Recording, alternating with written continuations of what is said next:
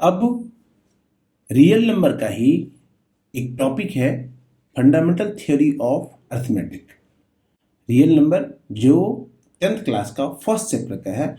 Every composite number that can be expressed in the product of prime number. अब ये composite number क्या होता है और प्राइम नंबर क्या होता है? कंपोजिट नंबर होता है a number that have more than 2 factors. It means suppose that अगर 12 है तो 12 क्या कहलाएगा? कंपोजिट नंबर कहलाएगा, क्योंकि 12 के बहुत सारे फैक्टर्स होते हैं। 1 होता है, 2, 3, 4, 6 एंड 12। मतलब इन सभी नंबरों से 12 क्या होगा? परफेक्टली डिविजिबल हो जाएगा। तो क्या कहलाएगा इनसे? ये सभी नंबर उसका 12 का फैक्टर कहलाएगा। तो हम कह सकते हैं कि 12 क्या है? कंपोजिट नंबर है। और प्राइम नंबर क्या होता है? A number that have only 2 factors. Only 2 factors, it means 1 and itself. कहने का मतलब हुआ कि एवरी कंपोजिट नंबर, जितना भी कंपोजिट नंबर है वह क्या होता है? That can be expressed in the product of prime number. मतलब उसे हम किसके फॉर्म में एक्सप्रेस कर सकते हैं? प्राइम नंबर के फॉर्म में जब हम उसे लिखेंगे कंपोजिट नंबर को, तो वह क्या कहलाएगा? फंडामेंटल थ्योरी कहलाएगा। अब सेकंड पॉइंट कहलाता है fundamental theory of arithmetic. Second point कहलाता है कि let p be the prime, p एक नंबर है, p be a prime number and a be a positive integers. If p divides a square, then p also divides a. अब fundamental theory में क्या कहता है? सेकंड पॉइंट कहता है कि p कोई एक प्राइम नंबर है, उस number prime number and a भी अ पॉजिटिव इंटीजर्स, और a क्या है? एक कोई पॉजिटिव इंटीजर्स है। अगर p divides a square, p अगर a स्क्वायर को डिवाइड करता है तो हम यह भी कह सकते हैं कि p किसको डिवाइड करता है? a को भी डिवाइड करता है। अब उसी फंडामेंटल थ्योरी ऑफ अर्थमेटिक के बिहाफ पर में जो फर्स्ट नंबर दिया हुआ था कि every composite number that can be expressed in the product of prime number. For example, एक एग्जाम्पल उस पर हम समझाते हैं।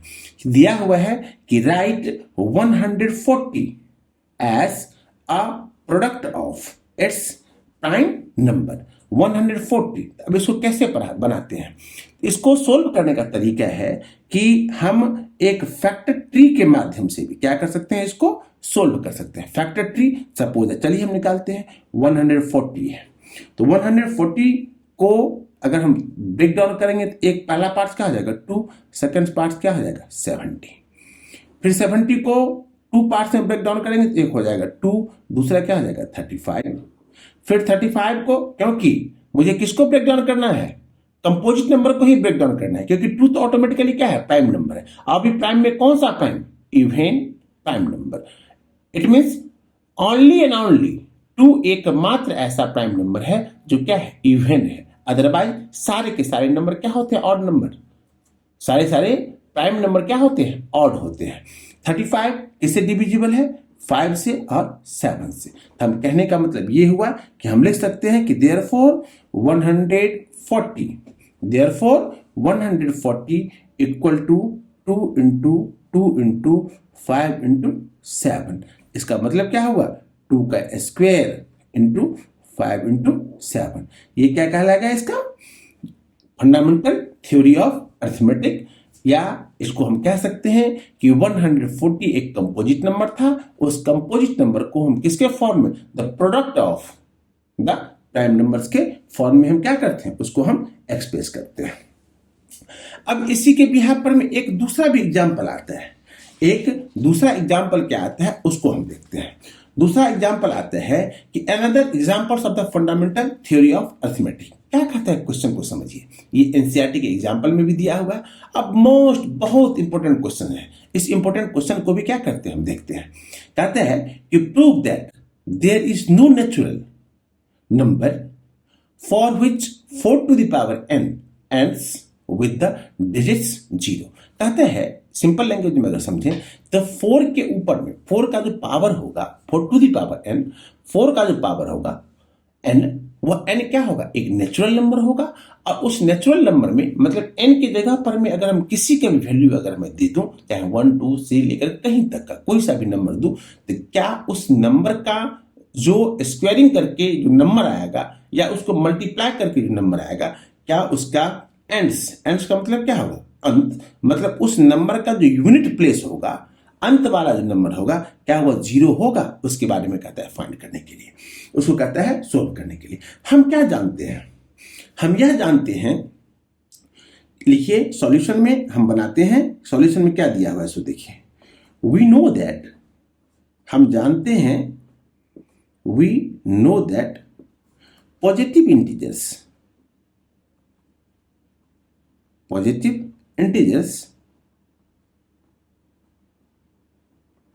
ending with the digit 0 is divisible by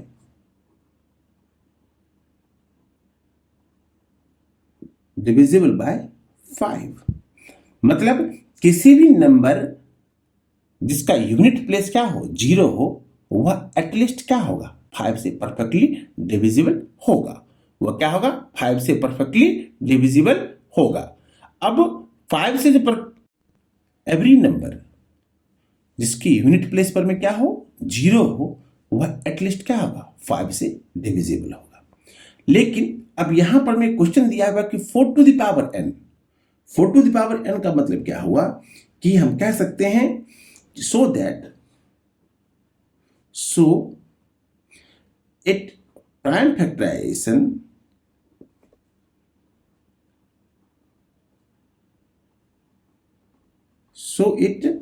factorization contain, मतलब किसका prime factorization? 4 to the power n या किसी भी नंबर का, जो नंबर मुझे क्वेश्चन में दिया हुआ रहेगा, contain the prime number 5।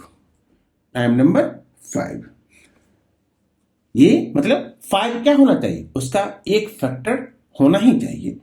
We know that या वी हैव क्या दिया हुआ नंबर, मुझे 4 to the power n equal to 2 का स्क्वायर इंटू 2 का पावर n इक्वल टू हम क्या लिख सकते हैं?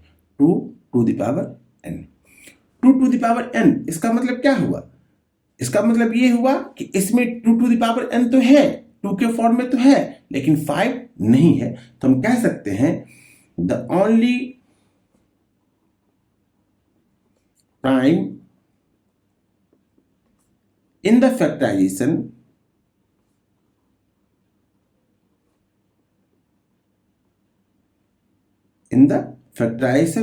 of 4 to the power n is 2 and other number and no other prime number is present। No other prime number is present. No other prime number का मतलब क्या हुआ? हमसे तो ये क्वेश्चन पूछ रहा है कि इसका एंडिंग क्या होना चाहिए, 0 होगा या नहीं होगा। तो 0 होने के लिए क्या कंडीशन चाहिए? एटलीस्ट 5 होना चाहिए। मैं देख रहा हूं कि 2 टू द पावर कितना है?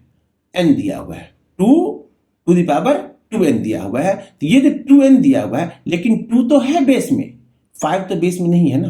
तो एटलीस्ट 5 होना क्या है? जरूरी है। सो देयरफॉर हम लिख सकते हैं कि therefore 4 to the power n does not end with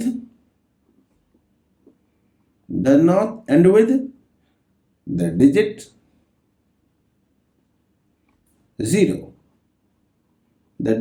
0 for any natural number